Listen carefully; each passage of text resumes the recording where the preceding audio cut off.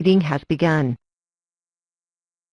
Hello, everyone, and welcome to today's presentation on Adobe Connect features and facilitating participation with your attendees in a virtual classroom. My name is Alicia Lord. I'm the Webmaster at the National Council of Juvenile and Family Court Judges, and I work mainly under the TA to TA project, which is technical assistance to technical assistance providers.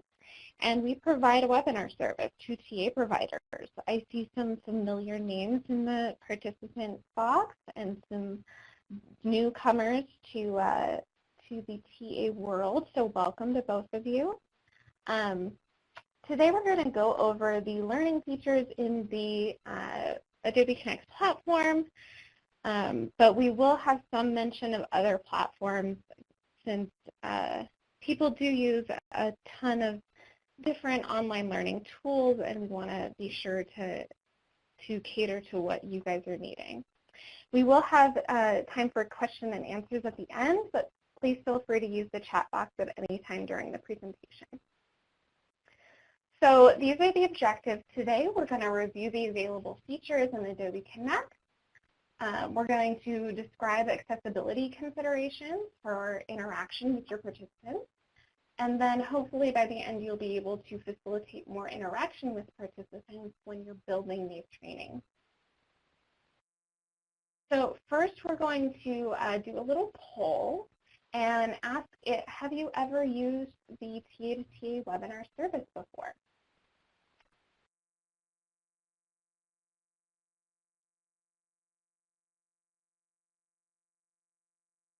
Another second to fill out the poll. All right, it seems like a lot of you have used the service before, so yay. All of these features are available to you when you use the service. If you don't, then this is still available to you. If you are a TA provider, then the service is free for you guys to use. And if you have any questions, you can always follow up with us. All right, we're going to go on to one more poll for you. What online learning platform does your organization use? So here at the Council, we use Adobe Connect to facilitate the TA to TA webinar service, but we also have a Zoom account that we use internally for some other things, not usually online trainings because we have Adobe Connect, but I've listed some other online learning platforms. And if you use one that's not listed here, then please put that in the chat box.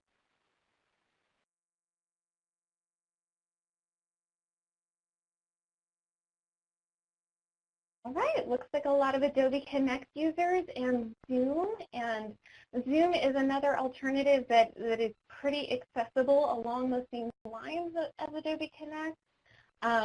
The only difference is kind of in the closed captioning realm, and we'll get into that a little bit later on. All right, thank you guys so much for participating. So like I said, today we're going to go over the features specifically in Adobe Connect and what makes them accessible, what makes them not accessible, why we use different ones, and what options you have. So here's just a general list of the ones that we're going to go over today. I do want to mention that this is not an exhaustive list. There are many, many more options within the Adobe Connect realm. Some of them are just not accessible at all, so we don't use them. Some of them are paid subscriptions for the different features. A lot of them we don't use for that reason either, because we are in the nonprofit world and we do need to be fiscally responsible. So first we're going to go over PowerPoint. So PowerPoint is something that everyone uses, obviously, when you're making presentations. It's easy, it's functional, it's accessible. PowerPoint is compatible for the most part with Adobe Connect. So it's something that just everyone uses. So within PowerPoint, the big things to consider are to make sure that you're using a template that is already built into the newest version of PowerPoint. So depending on what version you're using, you want to always use a template, but you want to make sure that the template is updated. So a lot of times when we are making a presentation, we'll have an organization template, that may be from 5-10 years ago, and it may not be accessible because it hasn't been updated with all of the features as the software gets updated. So just every couple of years, you want to go in there and make sure that you're using a newer template to make sure that you have the most updated version. So within a template, you also want to make sure that when you're building a presentation that you're using all of the layout features. So all too often we just do, copy of a slide, and then we add a text box, and then we add the pictures around, and it makes the PowerPoint much harder to make accessible by the time it gets to the Adobe Connect platform. So the Adobe Connect platform, all of the boxes and features that we'll show you today are compatible with a screen reader. So if you've ever listened to a screen reader, it literally starts at the top left of any of the screens, and it reads all of the words on the screen, and it reads alternative text that you add in for any pictures that you use. So if you are constantly adding to a slide, if you insert, a picture, or insert a text box, or copy and paste into the template, it's not going to know what order you're actually going to want that to be in. And so whatever you're trying to convey on that slide gets really jumbled when a screen reader is trying to read it and makes it less accessible. So that's just a couple of things that you can do. One of the nice features in Adobe Connect is when you upload a PowerPoint, it will automatically remove certain things that aren't accessible. And we'll go over a lot of this in detail during one of the later presentations in this webinar series on building PowerPoints, but just a little preview there for you. So screen sharing is one of the features in the Adobe Connect, and I was going to do a demo for screen sharing. And then I remembered that screen sharing is not actually an accessible feature in Adobe Connect, and so I didn't want to do a demonstration and then tell you, oh, by the way, you probably shouldn't use this. So screen sharing is one of those features where it literally just takes a moving screenshot of whatever screen you're in on your computer. So it can be really beneficial when you're trying to give someone a tutorial of your website, or show them a checklist or a form or something that's already online. The only issue with that is there's no way for a screen reader to read a screenshot, essentially, without you inputting that information previously, which you can't do with a screen share function. So it's not really accessible for larger presentations. So today, since I'm doing a training on the features within Adobe Connect, we wouldn't want to use a screen share function because we don't know all of the accessibility needs of anyone who could potentially show up. Screen share can be really beneficial when you have small meetings, when you know all of the access needs of your participants.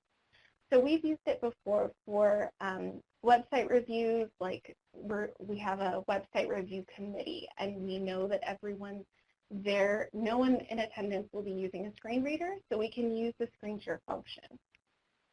It's not something that's going to be shared online. It's something that is a small invite-only meeting. We've also used screen share for curriculum development meetings, where you have a curriculum up on a screen and everyone has input, and you can make the edits as you're going through in real time, and it's really beneficial for those types of purposes. But for an actual presentation, it's not that functional. We've also gotten some questions before about using Prezi. It's a different presentation screen, so people can use Prezi with the screen share function, but Prezi in general is not accessible. the main selling point of Prezi over something like PowerPoint is that it's animation-based. And so it's supposed to be more engaging, which if you've ever participated, it absolutely is very engaging, and it looks really professional when a Prezi presentation is put together. However, animation in general is not accessible. There's no way to describe what animation is happening to a screen reader.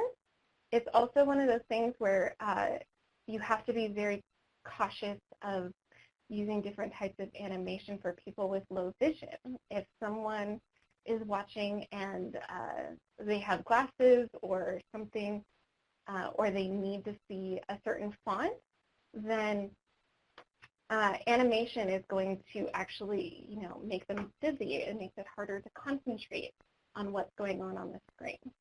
So it's just something to be cognizant of when you're putting together a presentation. So next we're going to get into document sharing. So at the bottom right of your screen, Patricia went over the files box when we first got into the room. So the files box has a PDF version of today's presentation, but you can also put other documents in there. There's a document cap, but it's like 20 documents. I wouldn't recommend putting in 20 documents. That's not what I'm saying. But you can put different checklists in there if you're referencing documents throughout your presentation.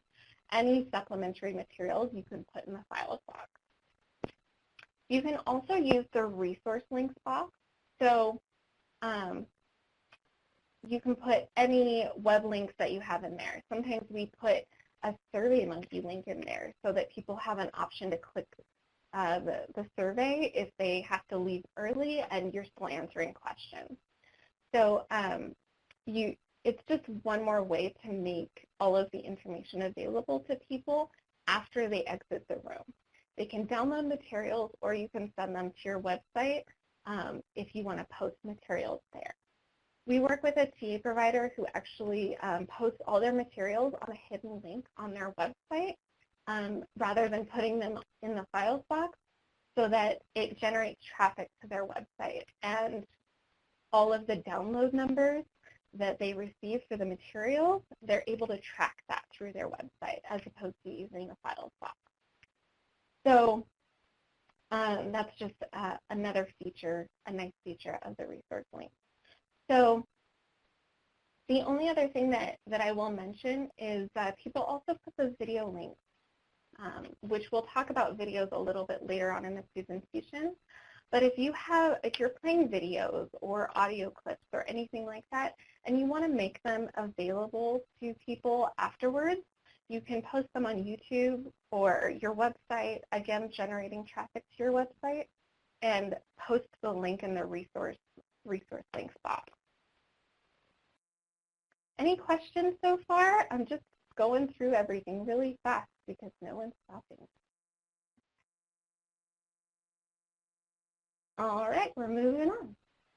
All right, so we're going to talk now about the chat versus Q&A. So the chat is what we have here in the room right now. So how we have the room set up right now is generally how a lot of TA providers request it. We only have the chat, we have a files box, we have the closed captioning, and the presentation. So all of these other things are just things that you can add to your presentation to facilitate discussion, to facilitate engagement. So what we have in the chat right now is public. It's just a running feed throughout your presentation. People post questions in there, comments, they can talk to each other, facilitate discussion, that sort of thing. The entire thing is public, and it does include attendee names. So as you can see, Patricia's the host right now, and so it says her full name before what she typed. And then I just typed in something, and it says my full name. We do remove the names. Any of you who have used the TA to TA service have probably noticed this in the last few months. We remove the names from the recording that we send you. That's just because of a privacy concern and out of respect for our attendees. So we're trying to limit the amount of information that we're posting about attendees if we want to post the recording on our website, right? So don't really know who's coming to your presentations. They could be a potential survivor, they could be a grantee, they could be a judge, an attorney. You want to limit the amount of information that you're potentially posting about your attendees online. So we're trying to limit that with what we give you. Obviously, you still have access to everything that everyone typed in the chat. You get a log of that at the end. You can always export. Adobe Connect will always save whatever is typed in the room as a part of your recording, but we're trying to limit what we put online. It looks like Anna is having issues viewing what's on the screen, and Patricia's going to help you with that, Anna. Thank you. All right, so now we're going to switch over to Q&A really quick so you can see the difference. So this is the Q&A box, and if everyone would do me a favor and just type in a text question in the Q&A box so that you can see what it looks like. You can type your name, you can type in test, you can type in anything you want in the Q&A box. Thank you, Amy, for entering in your question. Hi, Liz. Thanks for entering your question. All right, so right now I'm going to go over, right now you should only see your question entered in the Q&A box. So I'm going to type in an answer for you. Hi, Isha. We're going to get to the breakout room. Don't you worry. All right. So right now I'm entering in a test answer, and I'm going to hit send to all. So right now you should see your question in there, and then you'll also see a reply, which is Liz's test question, and then my test answer. So what the Q&A box does is it gives presenters a little more control over what is broadcast publicly. So I can still see all of the questions coming in that you all type, but I can choose whether to answer those directly to you or to respond publicly. And this is really great for really big presentations or anything that may have a sensitive topic, right?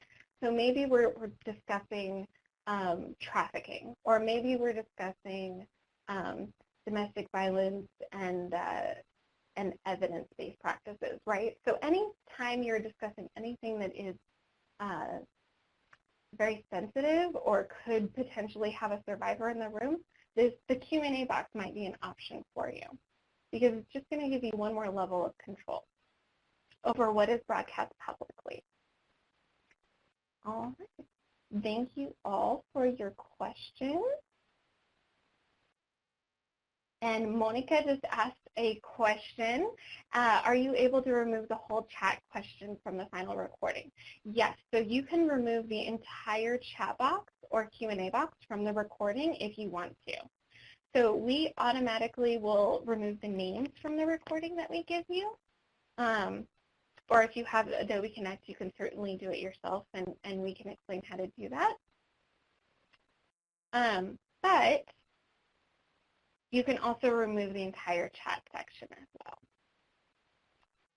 And Liz just asked, do you recommend Q&A for accessibility regarding cognitive disabilities? So Liz, the Q&A box is just as accessible as the chat box as far as its functionality with the app and screen readers. So both are equally accessible in that way. I'm not sure if you want to elaborate on your question, you just let me know. All right, we're going to switch back to the chat box for the rest of the presentation, just so that you guys can continue asking questions or putting comments or anything that catches your eye. Any questions about the chat box versus the Q&A before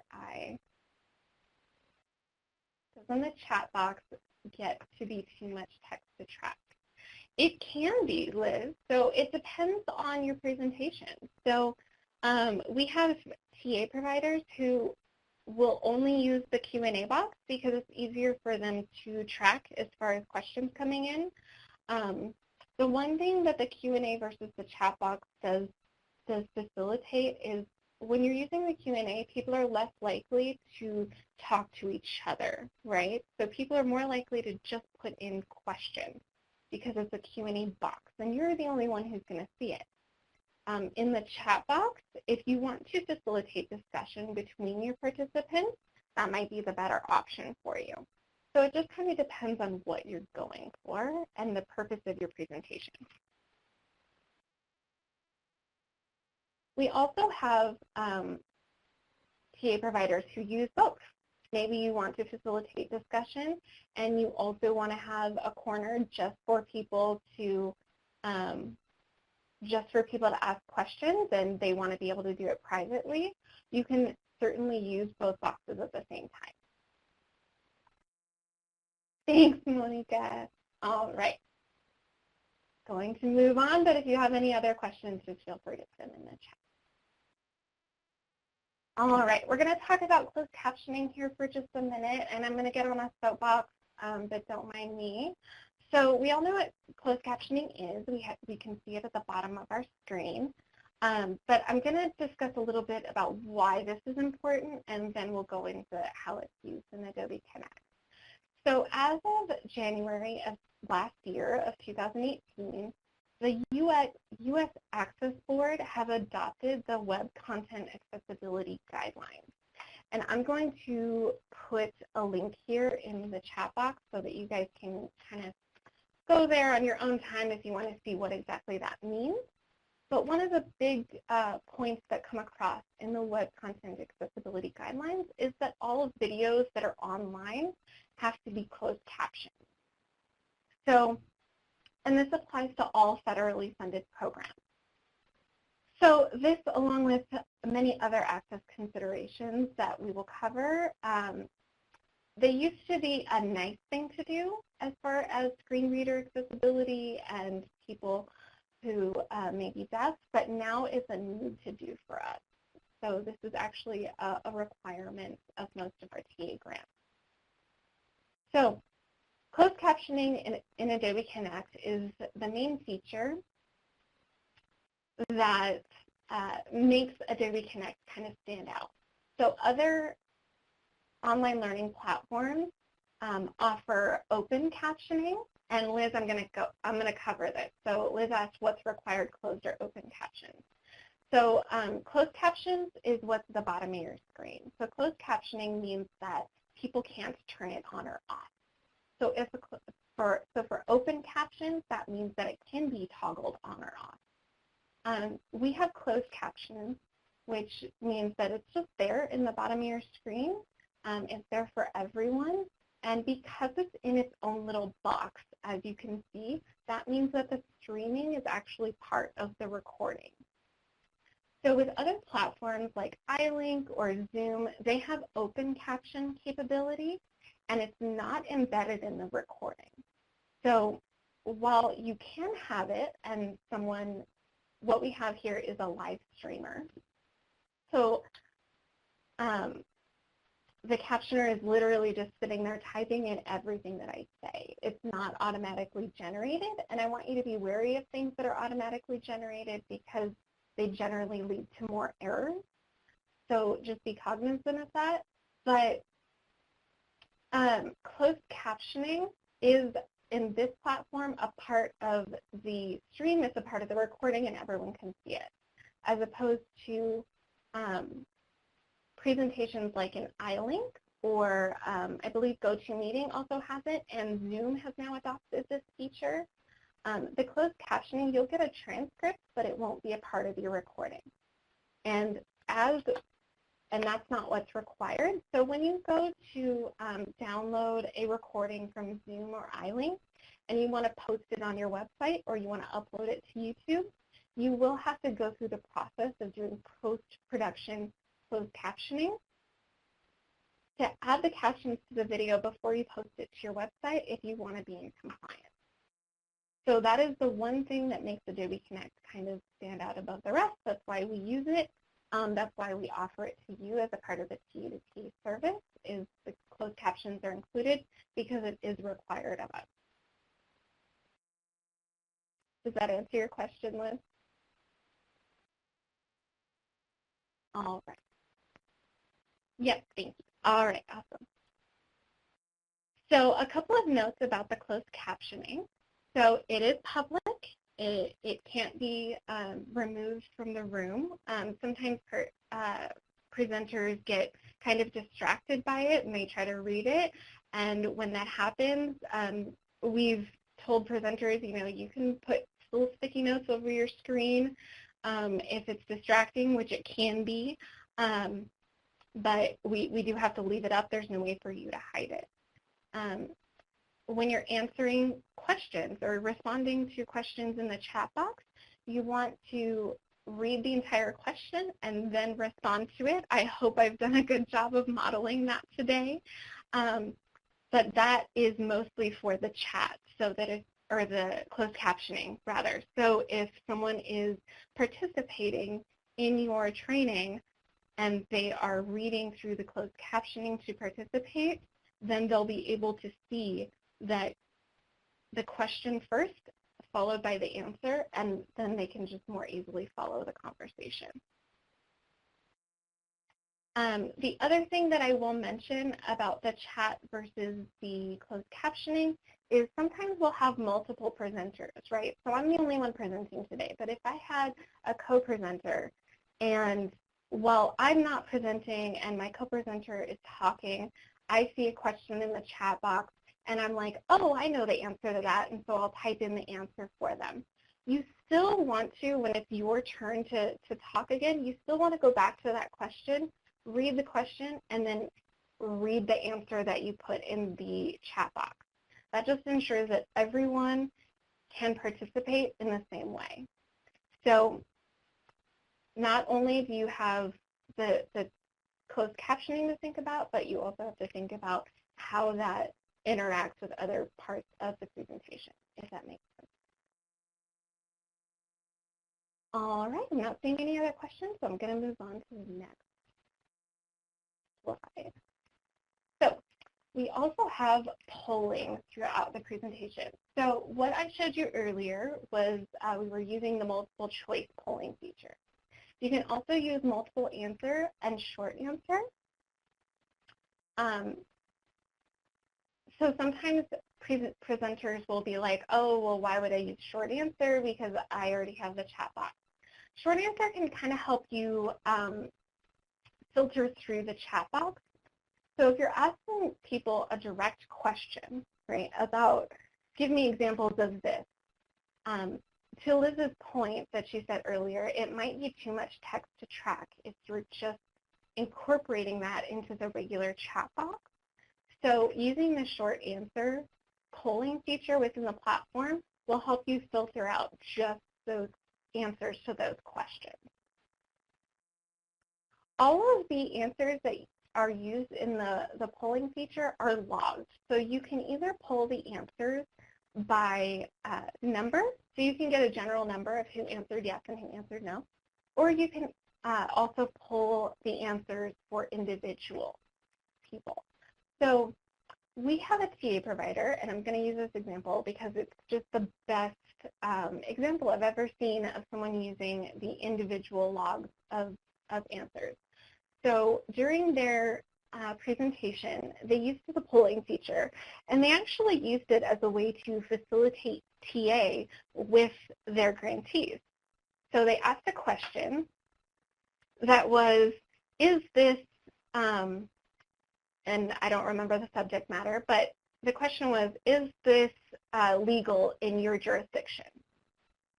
And the answers were yes, no, and I don't know. They then requested that we give them all of the answers by person so that they could go down their registration list and contact everyone who said, I don't know. Because their reasoning was, well, that's an opportunity for us to provide TA to people who don't know because you should know whether this process is legal in your jurisdiction or not as a part of the service that you're providing. So that's just an interesting way that I've seen it used, and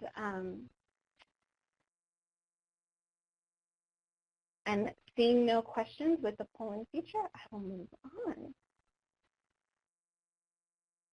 All right, we also have the instant feedback. So if everyone can look to the top of your screen right now, you'll see an icon of a person with their hand raised.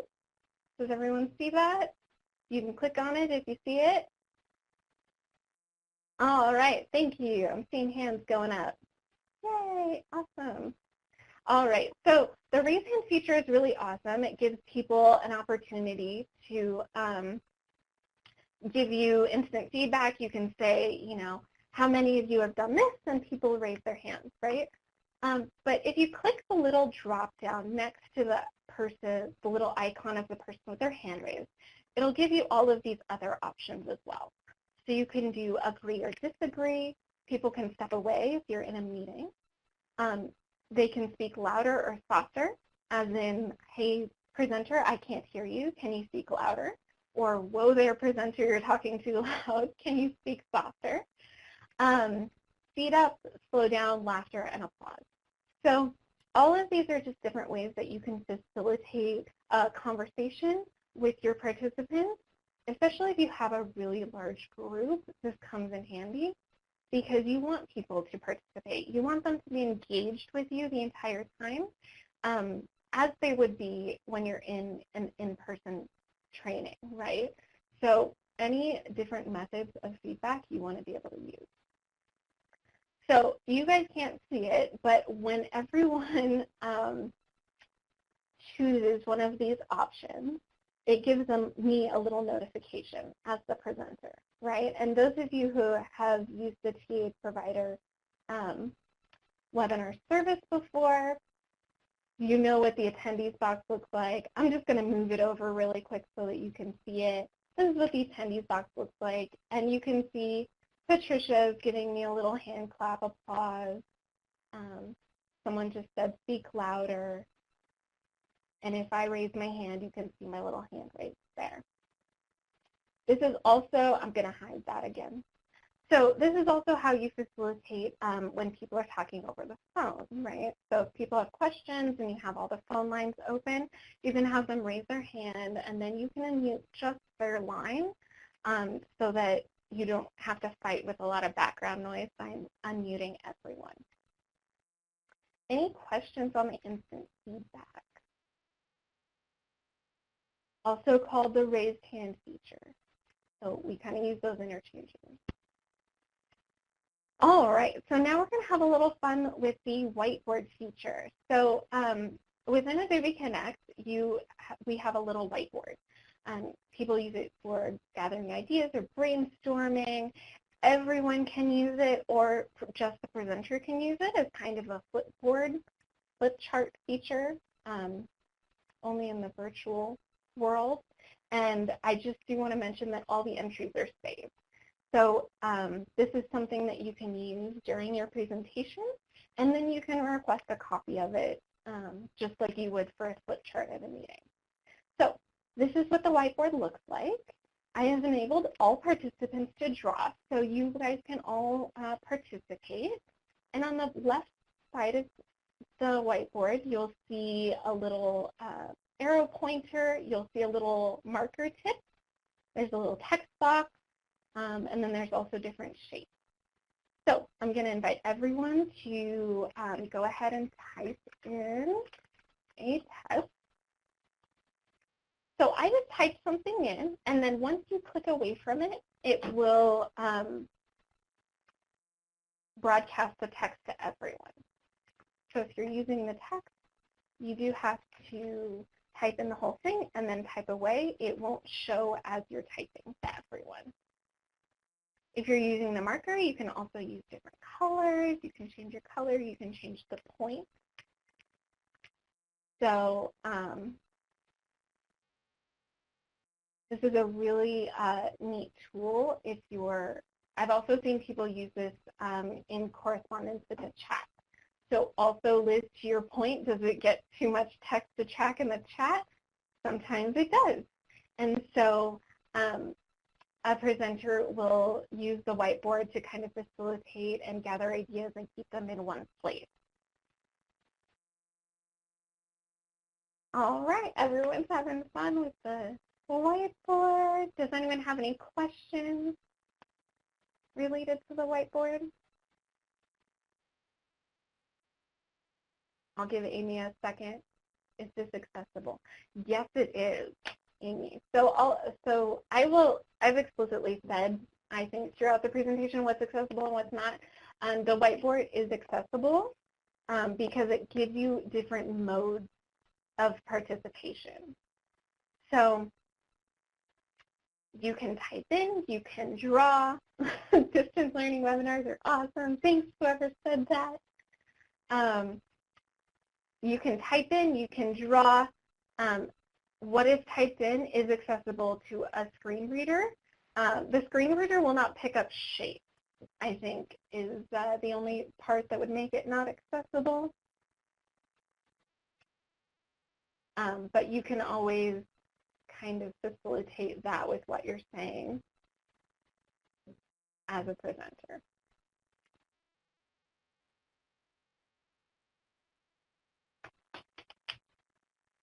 All right, I'm not seeing any other questions quite yet on this one. Keep typing them in if you have any questions.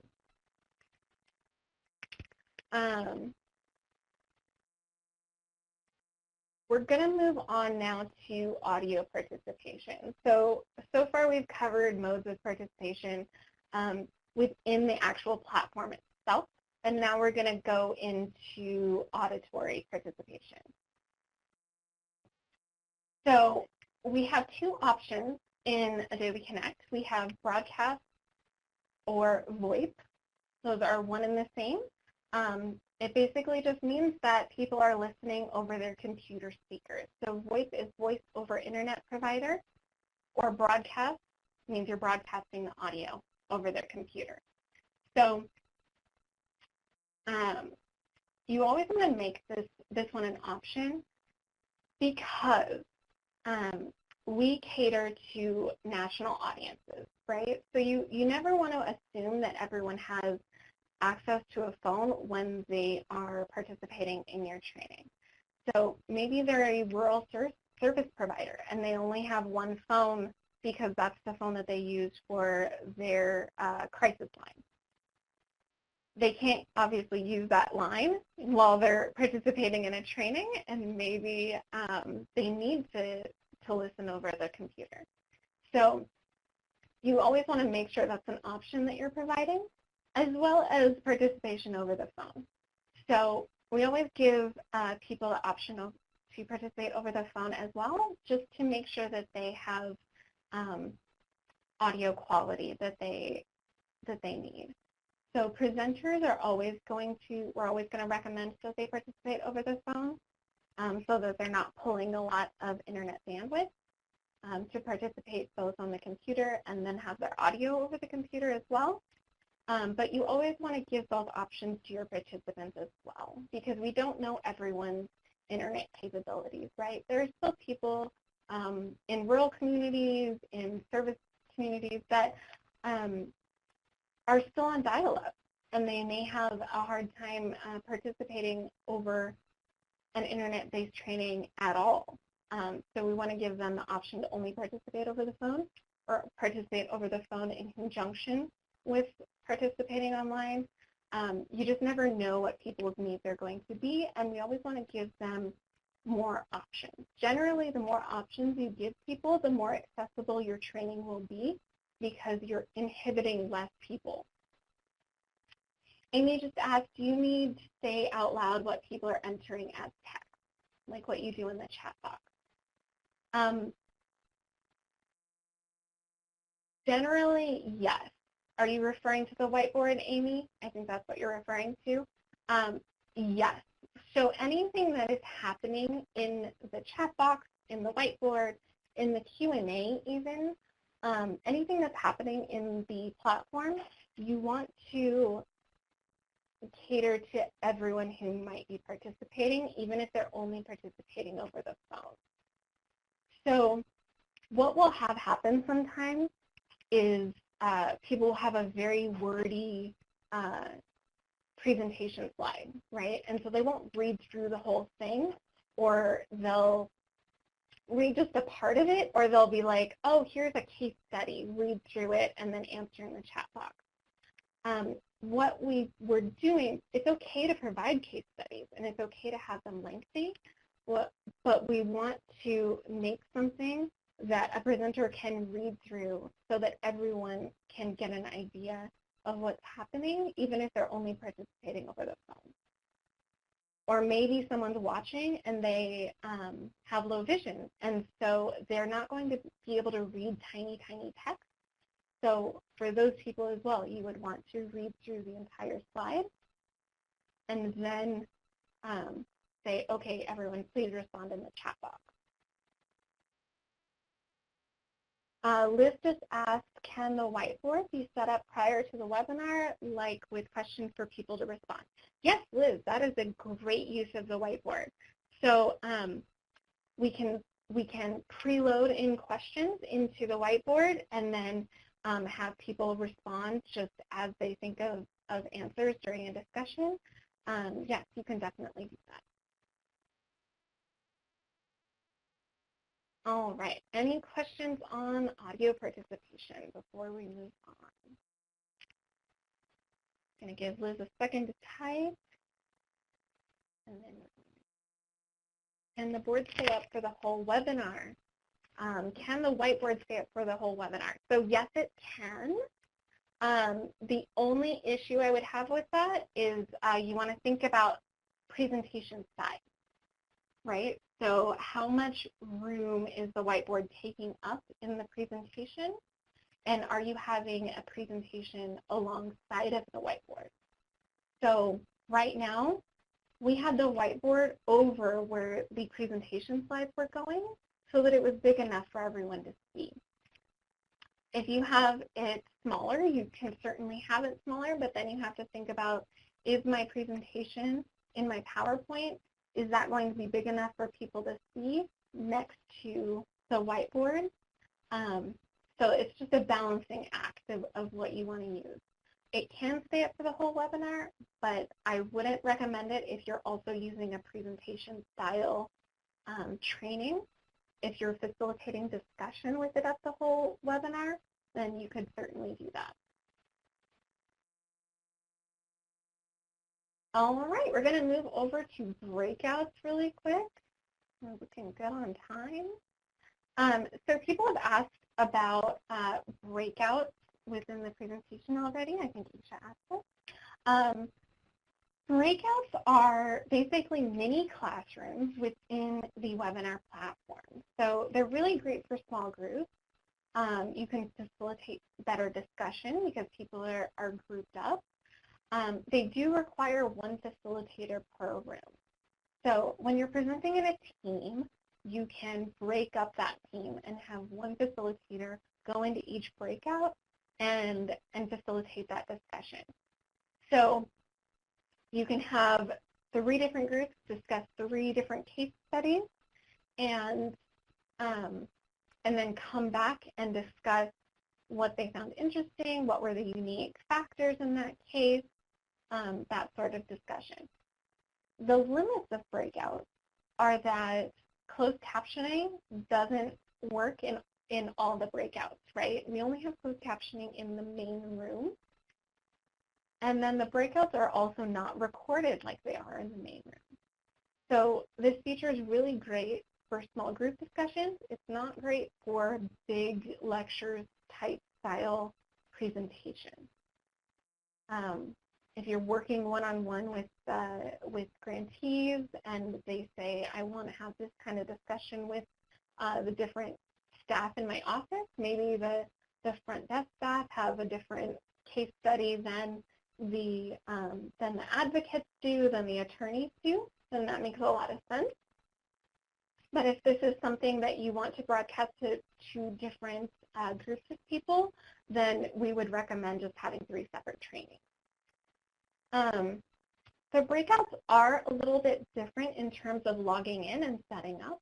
And so anytime you want to use the breakout, we want to have a practice session with you prior to setup so that we can go over the logistics, we can show all the facilitators how it works, and then you can tell us exactly how you want each room set up because they are different rooms, right? So right now we're all in the same room, we're all looking at the same screen.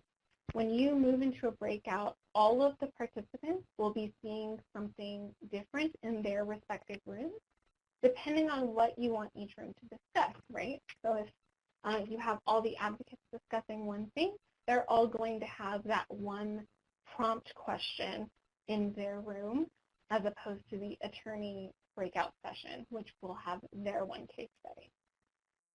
Does that make sense? Any questions about breakout? All right, I'm going to move on to video and audio clips. So video and audio clips are a great way to kind of break up a presentation and make sure it's not so lecture-based. So you can incorporate real cases. I've seen people run ads for, sexual assault prevention, awareness, and that sort of thing. So different ways to incorporate events and things that are going on in your community can be done through video clips, audio clips. You can bring in content experts, or you can give a little snapshot of a previous training. I've seen some people bring in a video clip of someone who explained the dynamics of domestic violence for elder abuse cases, right? They were like, this person's an expert. They're going to say it a lot better than I possibly ever could. So I'm just going to use this video clip so that they can explain it. And then you build your presentation off of what that expert said instead of just you as the presenter. So when you're using a video file or an audio file in the Adobe Connect platform, you do want to make sure that they're closed captioned in advance so that they can be 100% accurate. So if anyone's been reading through the captions throughout this presentation, they're not going to be 100% accurate because remember, it's a live closed captioner. We do our best to monitor our pace, to break up our sentences into something that's easily typed out, but we're only human and we're going to make mistakes. But when you're using a video that is pre-recorded, you have an opportunity to make sure that that is captioned at 100% accuracy. So it's important that we do that. I do want to mention while we're talking about video clips that some people just put it on YouTube and say, oh, it's on YouTube, it's closed captioned.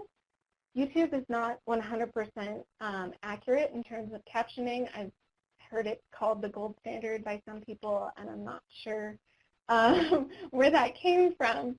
But YouTube is definitely not accurate. If you want to have a laugh, I just put in a YouTube clip of Red and Link, who are some popular YouTubers. They create videos on YouTube and they're comedians. And they're really funny, but they did a series on YouTube captions and how inaccurate they are, essentially. So they wrote a script, they went through and made a video out of it, and then they did the same video again using the YouTube captions for their first video, and then they did it again. And so it's like this really long game of telephone that by the end you can't really understand anything that's happening. So if anyone wants to go through that and listen to it, it's very funny and it's a great demonstration of why you can't really always trust YouTube as your go-to for captions. Any questions on video and audio clips?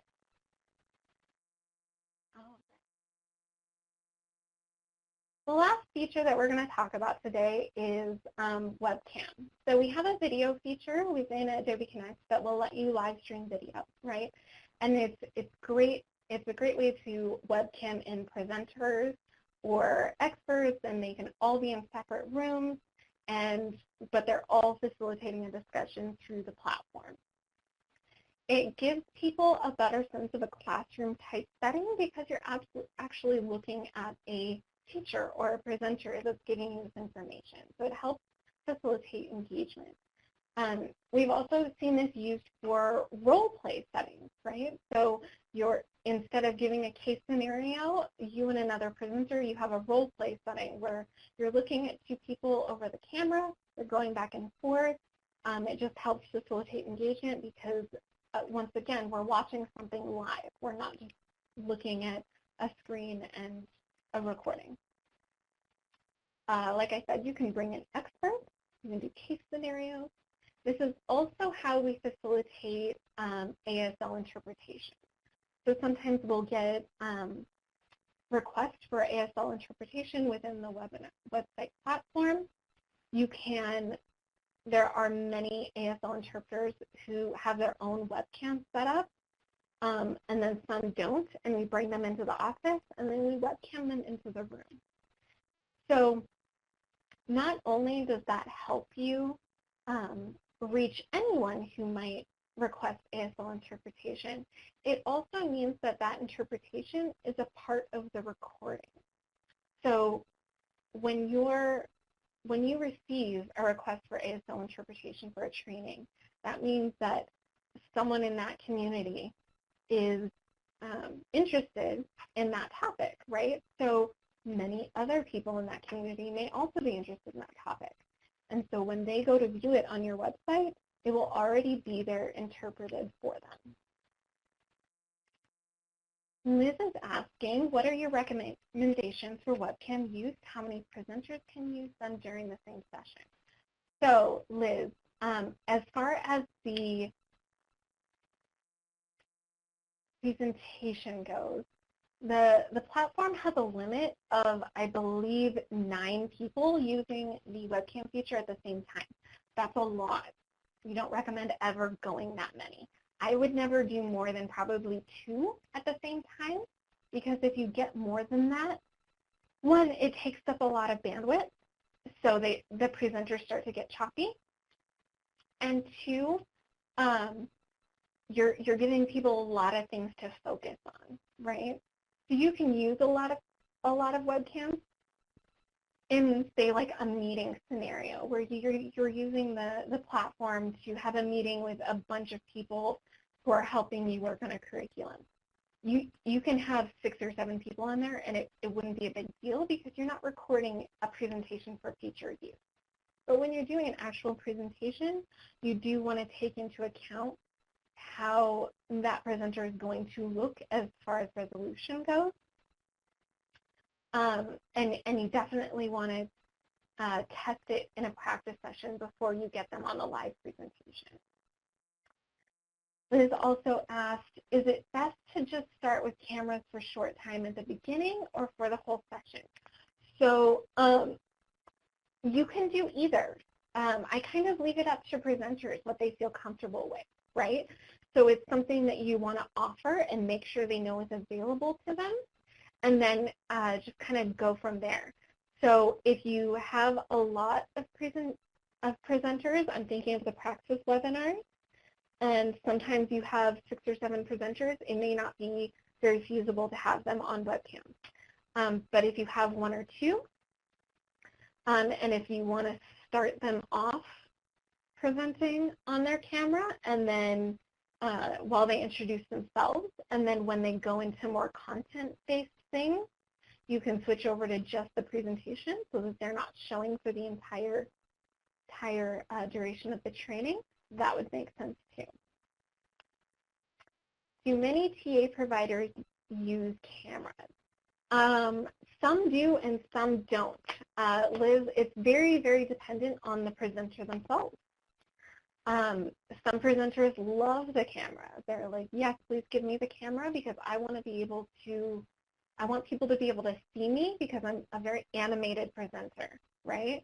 I'm over here and you can't see me, but I was raised by an Italian family, so I'm moving my hands all over the place.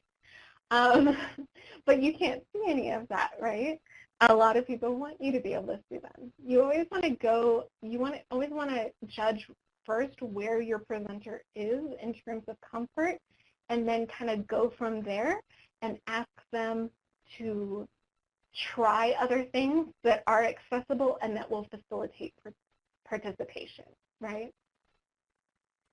So yes, some TA providers use cameras, definitely not all. It just depends on their content expert and how they feel about it. All right. So that brings us to the end of content, but does anyone have any questions or anything I missed?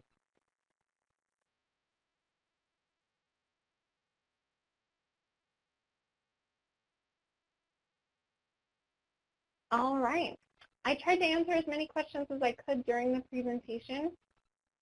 I will make sure that these links get sent out to everyone after the presentation, and we'll make sure that the recording gets posted so that you can share it with anyone in your staff who may have missed today. Here's my contact information. If you have any webinar questions, you can feel free to email me. You can also log on to the TA2TA website and request services or enter in any questions you may have there. I also put our general email on there, the info@ta2ta.org, in case you have any other questions that are not webinar related or maybe presentation related. Thank you all for joining us today. We do have an evaluation following the webinar, so you'll be directed there afterwards. Please make sure you fill that out and let us know how we did and give us any suggestions for future presentations.